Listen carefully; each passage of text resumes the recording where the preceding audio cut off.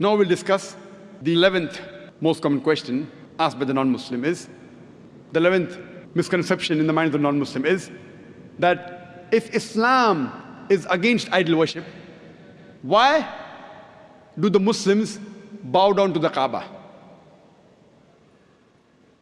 The reply to the allegation is, no Muslim ever worships the Kaaba. Kaaba is the Qibla, is the direction. It's mentioned in the Quran in Surah Baqarah, chapter number 2, verse number 144, that wherever you are, bow in the direction of the Kaaba.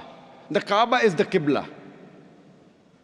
For example, if the Muslim want to offer salah here, some will say let's face north, some will say south, some will say east, some will say west. So for congregation, for unity, all the Muslims face towards one direction, that is the Kaaba. So Kaaba is our Qibla. And the Muslims, they were the first people who drew the world map. And Al-Udrusi, in 1154, was the first human being who drew the world map. And when the Muslim drew the world map, they had the South Pole on top, North Pole down, and Kaaba in the center. Later on, the Western cartographers came and they turned the map upside down. North Pole top, South Pole down, yet, alhamdulillah, the Kaaba is in the center. So whichever part of the world you're in, if you're in the north, you face towards the south. If you're in the south, you face towards the north. If you're in the east, you face towards the west. If you're in the west, you face towards the east. Kaaba is the center. Now, when we Muslims go to Makkah, and during Umrah, or Hajj, or while doing Tawaf, we circumambulate around the Kaaba.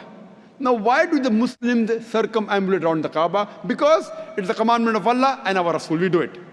But the logical reason that I can think of is that when we circumambulate, we know that every circle has got only one center. So when we're circumambulating, we're testifying that God is only one.